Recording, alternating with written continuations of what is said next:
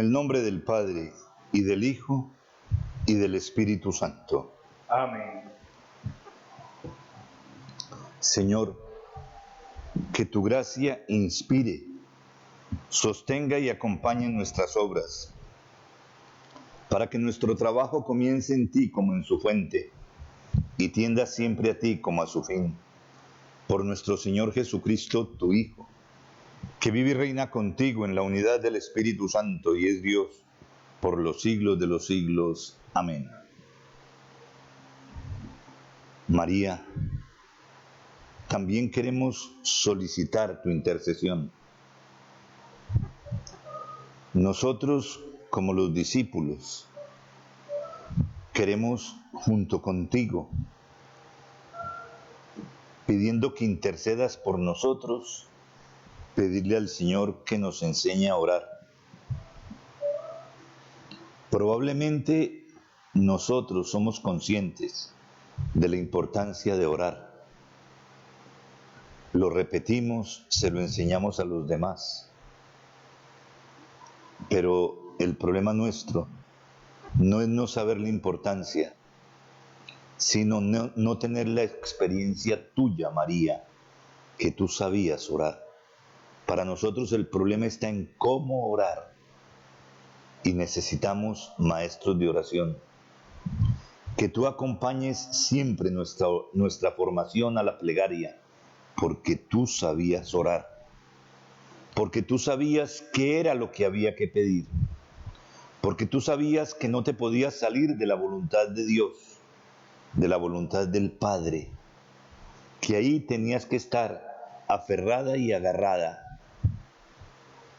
Y que incluso eras capaz de asumir hasta la realidad del sufrimiento que se te anunció desde que presentaste a tu hijo en el templo, cuando se te dijo que una espada atravesaría tu corazón. Nosotros siempre y generalmente no pedimos que se haga la voluntad de Dios, sino que se nos quite el sufrimiento. Tú la afrontaste. Tú afrontaste toda la historia como Dios te la presentaba y la llevaste adelante en medio de gozos y fatigas, en medio de muchas alegrías, pero también en medio de muchísimo sufrimiento. Que tu intercesión entonces no nos falte para que de ti también aprendamos a orar. A ti te saludamos y te decimos: Dios te salve María, llena eres de gracia, el Señor es contigo. Bendita tú eres entre todas las mujeres, y bendito es el fruto de tu vientre, Jesús. Santa María, Madre de Dios, ruega por nosotros pecadores, ahora y en la hora de nuestra muerte. Amén.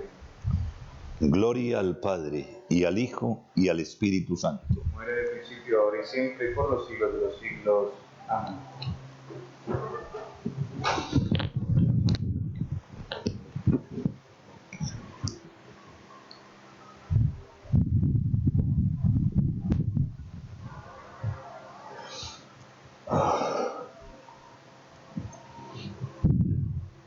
Hermanos, yo quisiera que hoy entráramos un poquito ya en la realidad de la oración y que siguiéramos un poco todo lo que se nos dice en el catecismo de la Iglesia Católica que promulgó el Papa San Juan Pablo II, y que es el catecismo que rige nuestra reflexión en la vida de la Iglesia de este mundo posterior al Concilio Vaticano II. Todos nosotros sabemos que la Iglesia profesa el misterio de la fe como está contenido en el símbolo de los apóstoles. Pero no se queda solamente profesando el símbolo de la fe. Además, celebra esa fe en lo que nosotros llamamos la liturgia. Y la liturgia tiene como fundamento el tratar de conformarnos con Cristo en el Espíritu Santo para la gloria de Dios. Fijémonos una cosa, hermanos. La liturgia nos tiene que dar el don del Espíritu. La liturgia nos hace presente en cada celebración la fuerza del Espíritu. Y ese Espíritu está buscando encarnarse en cada uno de nosotros. Y esa encarnación de Dios en cada uno de nosotros es lo que hace que nosotros nos conformemos con Cristo. Y que con la fuerza del Espíritu podamos obrar según lo que Dios quiere. De tal manera que aquí no se trata solamente de que proclamemos nuestra fe, sino que celebremos también la fe, para poder, a través de las celebraciones de la fe, vivir con el Dios uno y trino. Vivir, por lo tanto, una relación personal. Esa relación personal con el Dios uno y trino es lo que se llama la oración.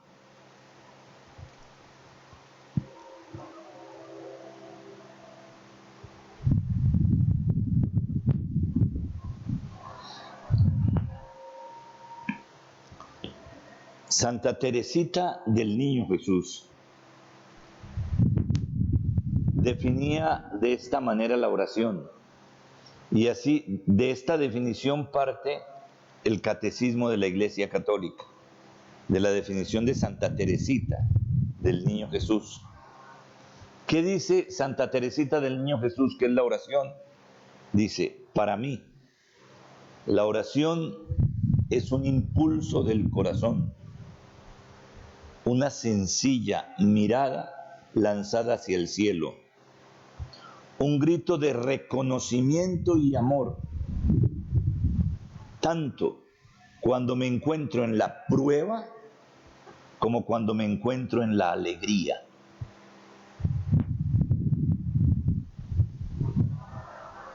Fijémonos, varios elementos. Una mirada hacia el cielo. ¿Yo qué miro en el cielo? Yo no miro el cielo solamente como un lugar. Yo miro el cielo como lo que yo entiendo es el lugar de la habitación de Dios. Aunque esto lo tengo que complementar con otros elementos de la Sagrada Escritura. Porque es cierto, nosotros hablamos del cielo, y nosotros hablamos del cielo a la manera como hablan los hombres. Los hombres no pueden hablar independientes de un lugar, y nosotros el cielo lo consideramos un lugar. Lo que pasa es que lugar y tiempo, ya lo he repetido yo muchas veces, son solamente experiencias humanas y experiencias totalmente materiales. El espacio y el tiempo en el que nosotros nos movemos es en el fondo lo que construye nuestra historia. Y nosotros también a Dios, porque no entendemos de otra manera, lo tenemos que ubicar en un lugar. Y ese lugar donde ubicamos a Dios lo llamamos cielo. El cielo no es un lugar, es una realidad. No es propiamente un lugar.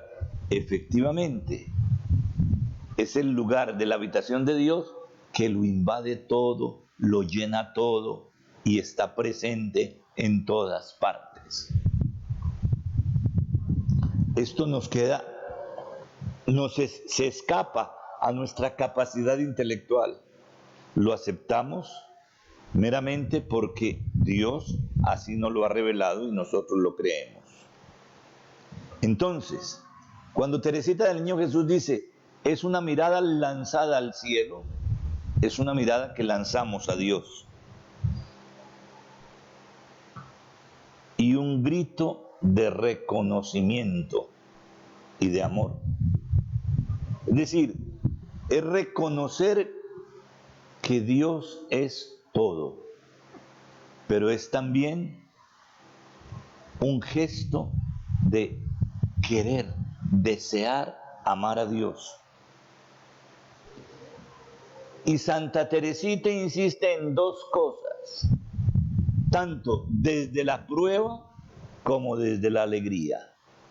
Es decir, los dos elementos que componen la historia de cada uno de nosotros. Pero inmediatamente tenemos que reconocer otra cosa. Esto es de la tradición concreta de la Iglesia. La oración es un don de Dios. San Juan Damasceno nos dice que nosotros con la oración elevamos el alma a Dios, pero que solamente le podemos pedir los bienes que nos convienen. Que Dios está dispuesto a escucharnos de todas las maneras, pero que solamente puede acoger y responder a darnos los bienes que a nosotros nos convienen.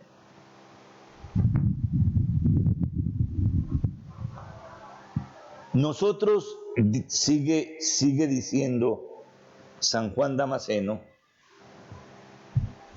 hablamos desde lo que somos, desde nuestra propia miseria, desde nuestra propia voluntad.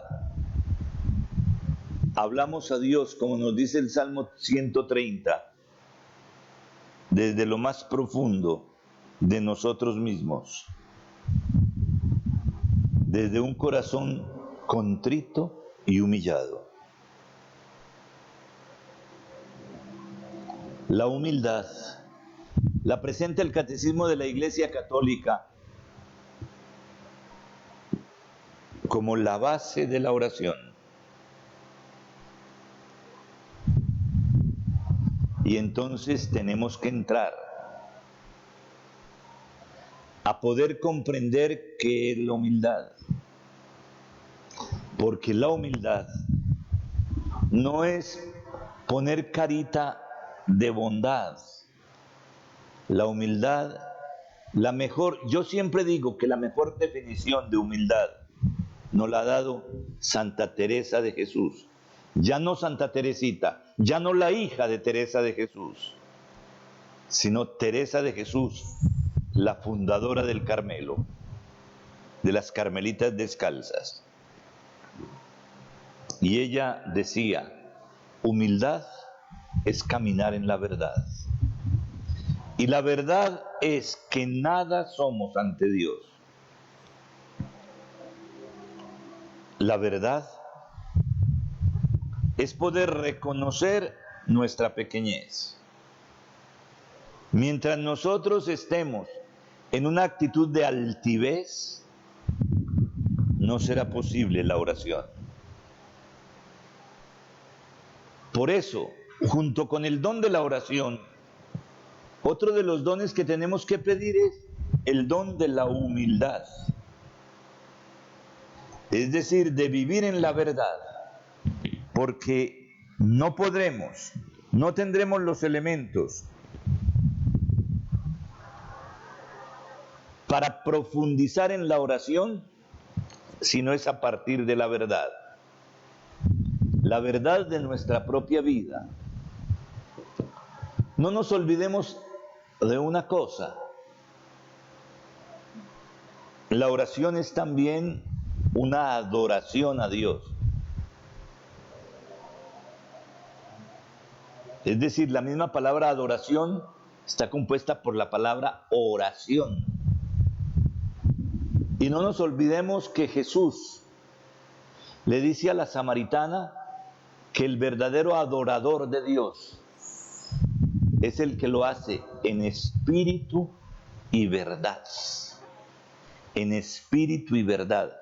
¿Cuál es la verdad de nuestra vida? Lo que yo conozco de mí mismo a través de mi propia historia. Sin querer ocultar absolutamente nada de lo que ha sido y de lo que es mi vida. Sobre todo partiendo de una base que me es imposible esconder mi propia realidad frente al Señor, porque el Señor me conoce.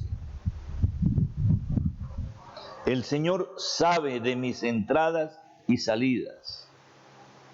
El Señor, antes de que yo se lo cuente, conoce mis pecados. Ojalá en alguna ocasión puedan leer el Salmo 138 o cuando van a la numeración que está entre paréntesis, el Salmo 139. Es el mismo Salmo, 138 entre paréntesis 139. ¿Qué dice ese Salmo? Señor, tú me escrutas y me conoces. Tú sabes cuándo me acuesto y cuándo me levanto. Desde lejos penetras mis pensamientos. No ha llegado no ha llegado a mi boca la palabra y ya, Señor, tú te la sabes toda. Como quien dice, antes de que tú hables, antes de que digas, de que hagas algo, el Señor ya se la sabe. Y continúa diciendo, es inútil querer escapar de tu presencia, porque si subo hasta el cielo, allí estás tú. Si bajo hasta el infierno, allí te encuentro. Y esta es una expresión típica del salmista para indicar si hago las cosas buenas, las mejores cosas que yo pueda hacer, es decir, si subo a estar ya en las alturas, ya tú lo sabes. Pero si por el contrario no subo, sino que desciendo a lo más grave que yo pueda cometer, a lo que deja un remordimiento de conciencia en mi vida, dice, allí te encuentro. Y entonces el salmista dice, no tengo cómo escapar de tu mirada. Por eso, cuando a nosotros se nos habla de un corazón humilde, cuando se nos dice que humildad es caminar en la verdad, se nos están dando ya los primeros elementos para poder de verdad comenzar con seriedad una oración.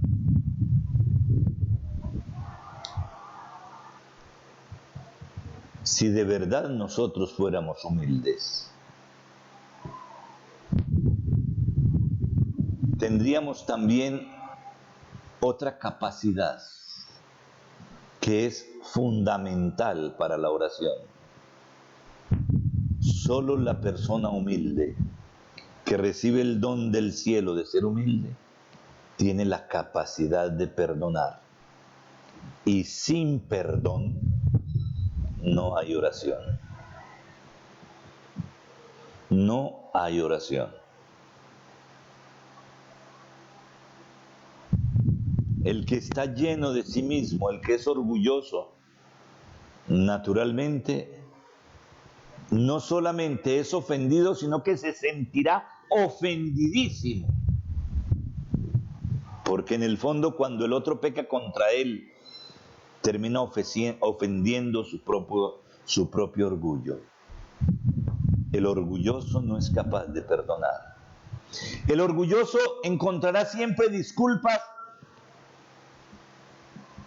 para argumentar que son los otros los que tienen la culpa y que él siempre está en lo justo. Siempre, siempre, siempre está en lo justo.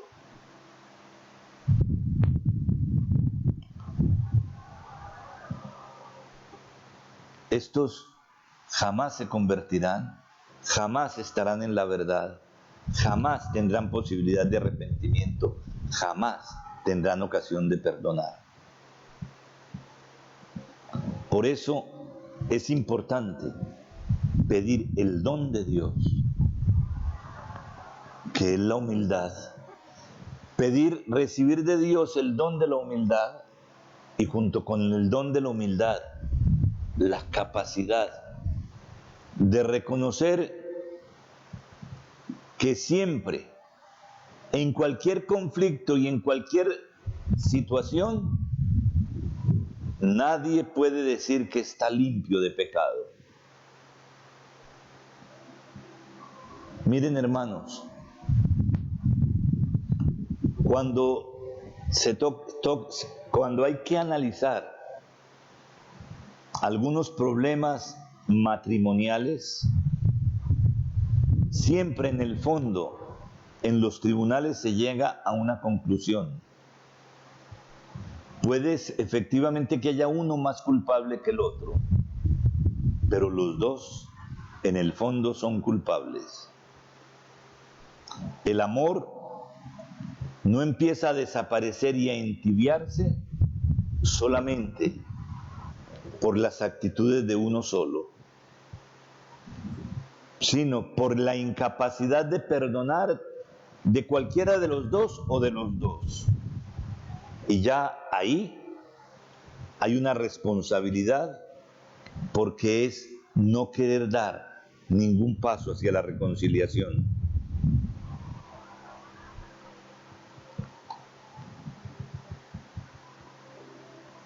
Ya tenemos varios elementos de la oración. Primero, don de Dios. Segundo, necesitamos pedir otro don de Dios, que es la humildad. Tercero, la fuerza de Dios nos tiene que dar la posibilidad de perdonar, porque sin estos elementos es muy difícil o imposible orar, o más bien recibir de Dios el don de la oración. Pero hay otra afirmación que en relación con la oración nosotros tenemos que tener en cuenta, y es aquello que nos dice el apóstol Pablo en la carta a los Romanos, en el capítulo 8, en el versículo 26. Ustedes y yo no sabemos orar como conviene. Es decir, no sabemos pedir lo que a nosotros nos sirve. Nosotros en general pedimos muchas cosas, pero no pedimos lo que a nosotros nos conviene.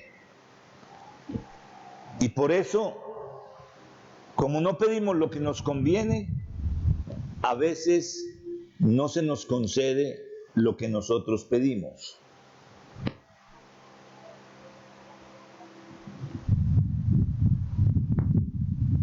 De modo que es necesario aprender a pedir lo que nos conviene.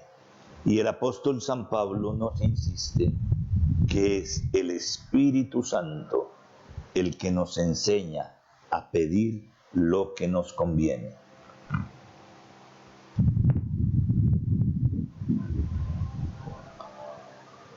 San Agustín nos va a recordar que el don de Dios es gratuito. El don que Dios nos da de la oración es gratuito. Es decir, que no es que tengamos que pagar algo por el don de la oración. Se recibe gratuitamente. Pero Agustín insiste en que la humildad, que a su vez es un don de Dios, es una disposición necesaria para poder recibir el don de Dios.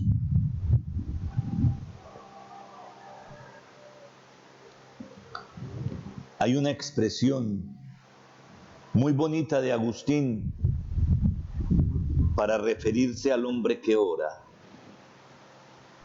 Dice, el hombre que ora es un mendigo de Dios. Es un mendigo de Dios. Para yo o cualquiera de nosotros que es tan orgulloso, nos cuesta mucho pedir. Solamente el que está en necesidad, el que está en dificultad seria, es el que se atreve a pedir. Porque llega un momento en que tiene que reconocer que tiene que ser humilde para poder adquirir algo, porque si no, no puede lograr lo que desea.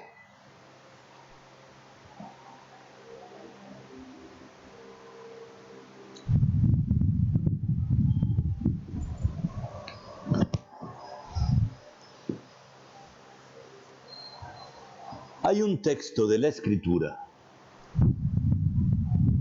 que la Iglesia tradicionalmente lo ha entendido como un texto que inspira la oración. Y lo ha entendido desde la tradición. ¿Por qué? Porque este texto del Nuevo Testamento, concretamente el capítulo 4 del Evangelio de San Juan, habla de un pozo. Y toda la tradición del pueblo de Israel ha comparado la oración como el ir a un pozo a beber agua, a sacar agua, a calmar mi sed. Con esa figura han comparado Israel la oración. Por eso el capítulo 4 del Evangelio de Juan, que habla del pozo de Jacob, que incluso todavía hoy existe el pozo de Jacob, y está casi que comprobado que es uno de los primeros pozos excavados desde la época de Jacob en tierra de Canaán.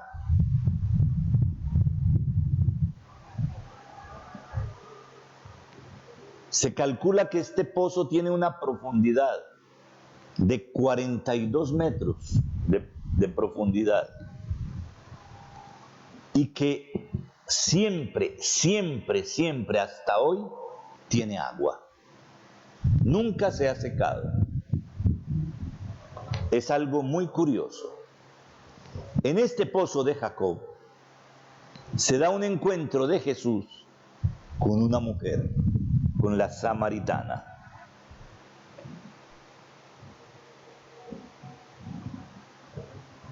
Jesús, ¿qué le dice a la samaritana?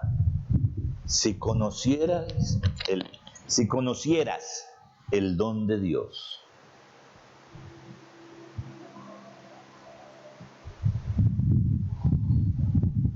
Toda la tradición de la Iglesia, a partir de este texto, expresa la maravilla de la oración que se manifiesta junto al pozo, donde nosotros tenemos que ir también a buscar ya no el agua física, ya no el agua material, sino el agua del Espíritu.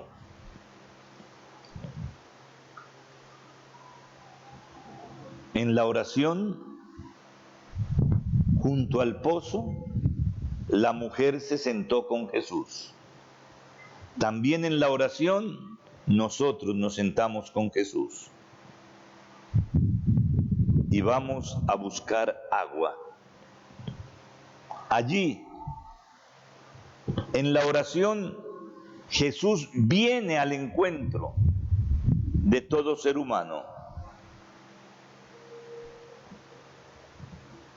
Jesús es el primero, no que nosotros encontramos, sino que Él nos encuentra.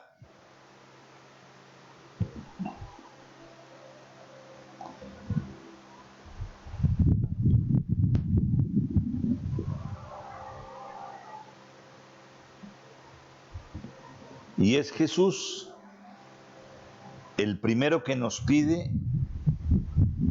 de beber. Jesús tiene sed.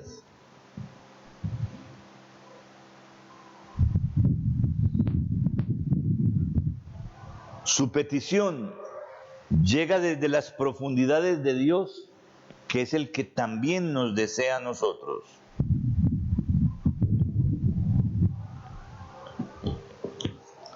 La oración ha sido definida también como San Agustín en una expresión que a mí también me parece muy bonita, como el encuentro de la sed de Dios con la sed del hombre. El hombre que tiene sed de mí, perdón, Dios que tiene sed de mí y yo que tengo sed de Dios. En la oración nos encontramos.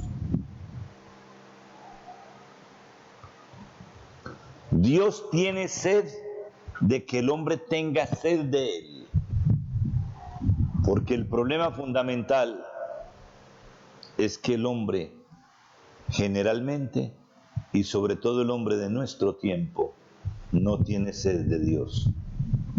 Dios tiene sed de nosotros. Nosotros, infortunadamente, no tenemos sed de Dios.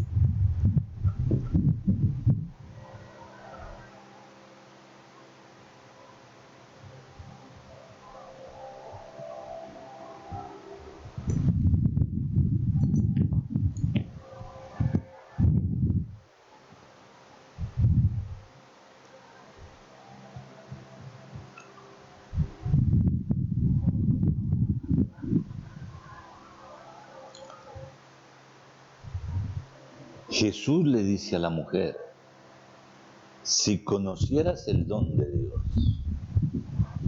si conocieras lo que Dios quiere para ti, tú le hubieras pedido. ¿Qué le hubieras pedido? El don. ¿Cuál don? El don del agua.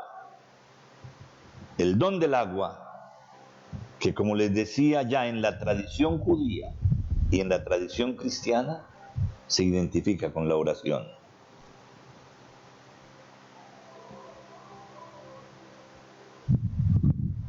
Sin embargo, el problema nuestro es que lo que decía el profeta Jeremías se sigue dando también en nuestro tiempo.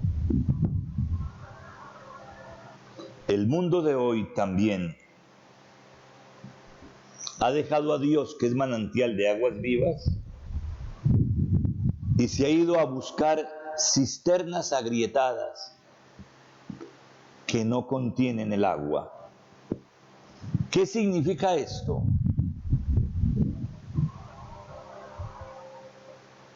En Dios, ustedes y yo podríamos encontrar el sentido de nuestra propia vida. ¿Qué es lo que estamos buscando? Aquí incluso Dios no empieza juzgándonos. Dios incluso hasta nos comprende. Porque Dios sabe que el problema es que alguien nos ha engañado para hacernos creer que el sentido de la vida está en otra parte. Y nosotros allí es donde los hemos ido a buscar. Hemos dejado el manantial de aguas vivas creyendo que en otras partes estaba la felicidad y acudiendo a esas partes donde nosotros creíamos, y nos hemos encontrado con el mundo en el que estamos viviendo. El mundo en el que estamos viviendo. Un mundo de guerras, un mundo de divisiones, un mundo donde cada uno está buscando el poder y está tratando de subyugar a los demás. Un mundo lo más lejano posible de la experiencia íntima de Dios. Ese es el mundo en que estamos. Y no me refiero solamente a la situación de Colombia en este momento. Me refiero a la situación del mundo entero. Porque no es que solamente nosotros hemos abandonado a Dios. No es que nosotros los colombianos nos tenemos... No, no, no. Todo el mundo. La mentalidad que mueve al mundo no es la mentalidad, infortunadamente, del Evangelio. La mentalidad del Evangelio movió a un grupo grande en los primeros 4 siglos. Después, todavía siguió moviendo a muchos y todavía hoy sigue moviendo a muchos. Pero esos muchos todavía son pocos para poder hacer presente de una manera más clara y veraz a Dios en medio de la humanidad. Este es nuestro problema. Hemos acudido a pedirle el sentido de la vida a lo que no nos lo puede dar. Hemos salido a pedirle el sentido de la vida a cisternas agrietadas, es decir, a otros dioses. El poder, el dinero, los afectos, el prestigio, la fama, el trabajo, el estudio, el sexo. Todos elementos positivos, pero que tienen un problema. Son cisternas agrietadas que no retienen el agua que calma la sed. Ese es el problema.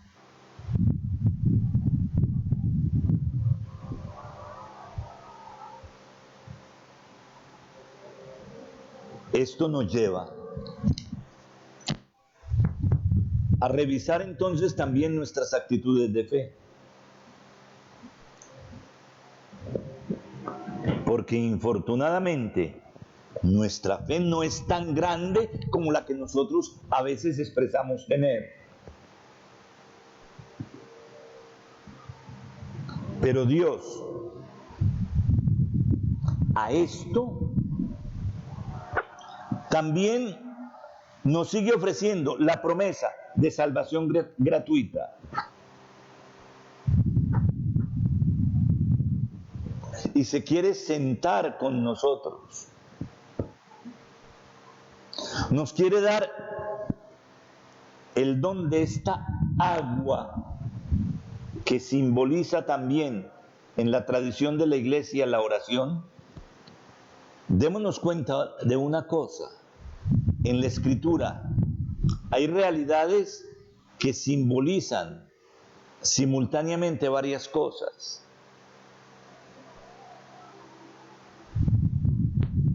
Varias cosas. Y una de esas es este pozo. Una de esas es esta agua. Esta agua que significa efectivamente el Espíritu Santo, pero que significa también la oración. Que significa, en otras palabras, el don de Dios. Porque, hermanos, efectivamente y probablemente nos faltó hablar de esto. Bueno, no probablemente, no hemos hablado. Hemos hablado de la oración como don de Dios, de la humildad, del perdón, pero no hemos hablado del Espíritu Santo. Sin el Espíritu Santo no se recibe tampoco el don de la oración.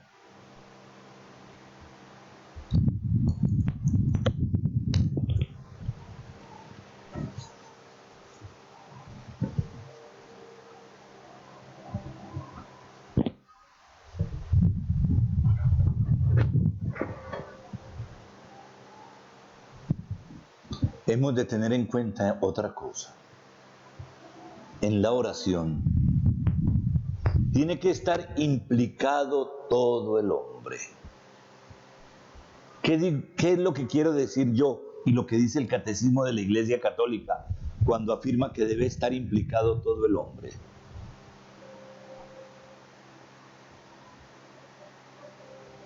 Es decir, que tiene que orar el cuerpo y el espíritu.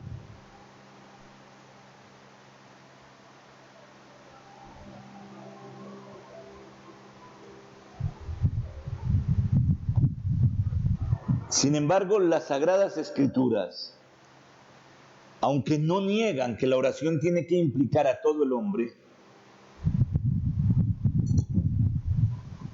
nos dan a entender que la oración brota del Espíritu.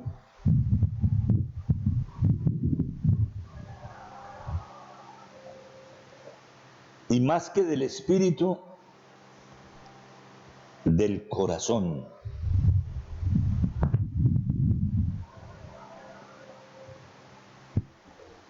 Pero el corazón, en el sentido en que lo entiende la Sagrada Escritura.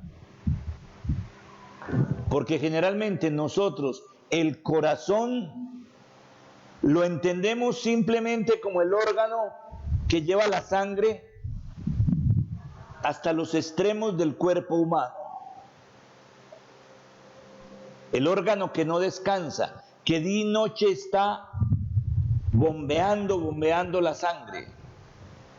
Pero cuando la Escritura se refiere a corazón, no se refiere solamente a ese órgano,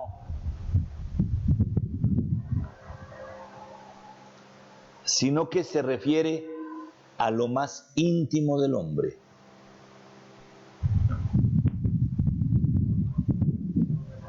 A la profundidad del hombre, de donde brota en el fondo todo en el hombre.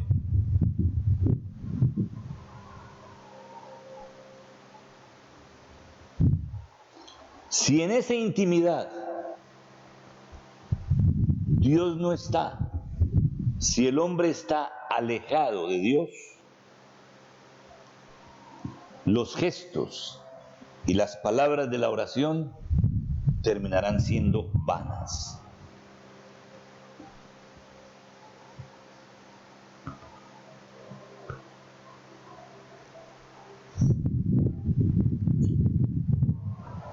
El corazón es lo más íntimo del propio hombre.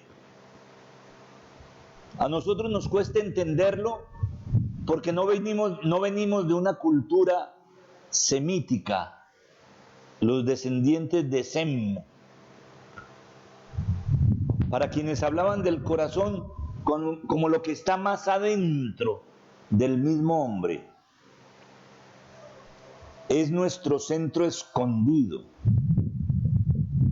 pero es también el centro inaprensible, ni siquiera nosotros lo podemos manejar, se nos escapa.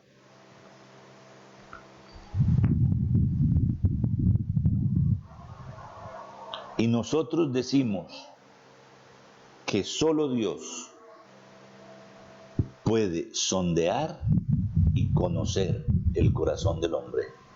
Que incluso el mismo hombre tiene en su corazón cosas que no conoce, que es lo que va a decir también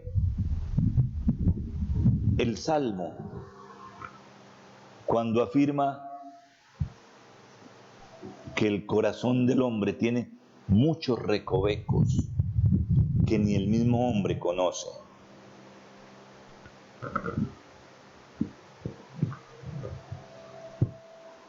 El corazón en la Escritura es el lugar donde nosotros tomamos decisiones.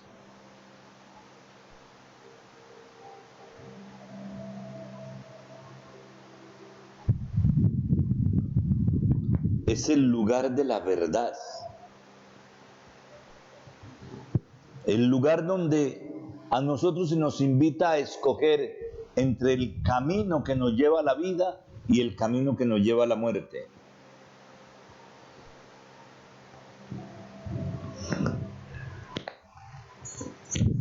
El corazón es el lugar del encuentro con Dios.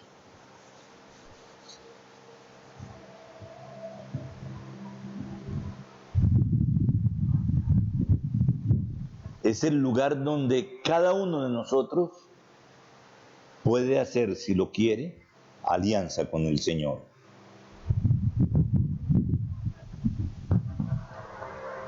La oración cristiana, en el fondo, es una relación de alianza entre Dios y Jesucristo, Dios y hombre. La oración es acción de Dios y respuesta del hombre. La oración brota del Espíritu, pero el Espíritu hace que también brote de nosotros la oración.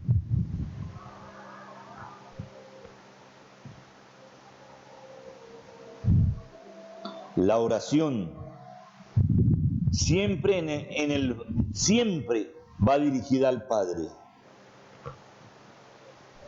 pero en unión con el Hijo y con el Espíritu.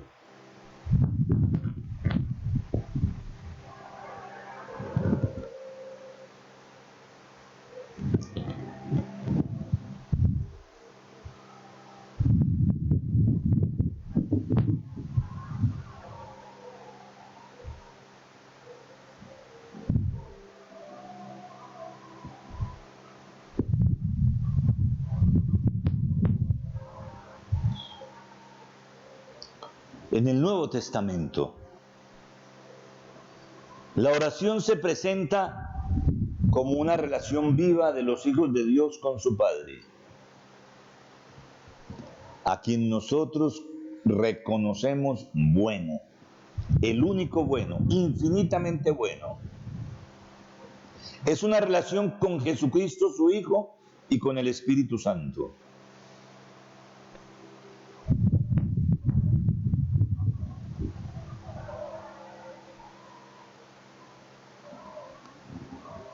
La vida de oración es estar habitualmente en la presencia de Dios, en comunión con Él. Esta comunión de vida es posible siempre, porque mediante el bautismo nosotros nos hemos convertido en un mismo ser con Cristo.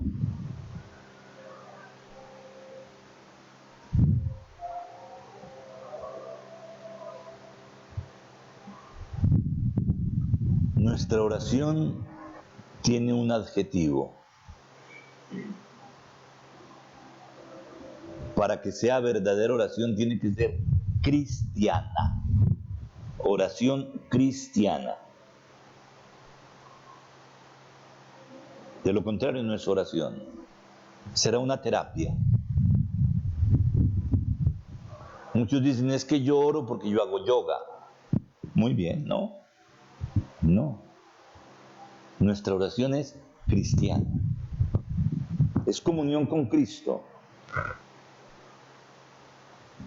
Y esa es la oración que se extiende por toda la iglesia, que es el cuerpo de Cristo.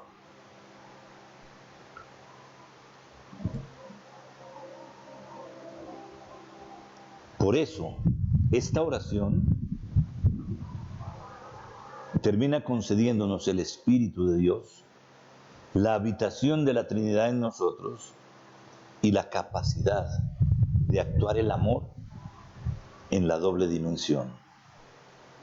El amor hacia Dios y el amor hacia el prójimo. El amor en la dimensión vertical y el amor en la dimensión horizontal. Y el amor que en las dos dimensiones se une en un solo amor, como Jesucristo lo ha expresado en el Evangelio que leíamos ayer. Cuando el escriba le preguntaba, y Jesús dice, los dos mandamientos, el primero es semejante, el segundo es semejante al primero, porque van en una sola dimensión. Yo no puedo decir que amo a Dios si no amo al hermano. Nosotros con mucha facilidad decimos que amamos a Dios y tenemos enquistados desde hace mucho tiempo algunos odios. Y si no, fijémonos en la situación de nuestro país. Odios enquistados desde hace tiempos. Y un país que se llama, en su mayoría, conformado por cristianos y por católicos. Hermanos, si nosotros nos colocamos frente a la misma oración, sabremos que tenemos que empezar nosotros mismos por buscar nuestra propia conversión. Hermanos, vamos a terminar aquí porque tenemos que rezar las vísperas inmediatamente para poder prepararnos para ir a la catedral a celebrar la vigilia de la fiesta de la solemnidad del cuerpo y de la sangre del Señor. Que el Señor nos dé su paz y les voy a dar la bendición.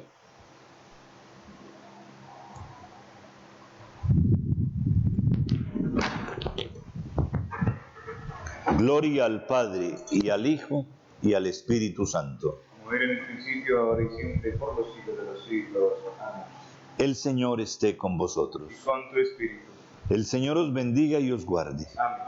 El Señor os muestre su rostro y tenga misericordia de vosotros. Amén. Vuelve el Señor su rostro hacia vosotros y os conceda la paz. Amén. El Señor os bendiga, Padre, Hijo y Espíritu Santo. Amén.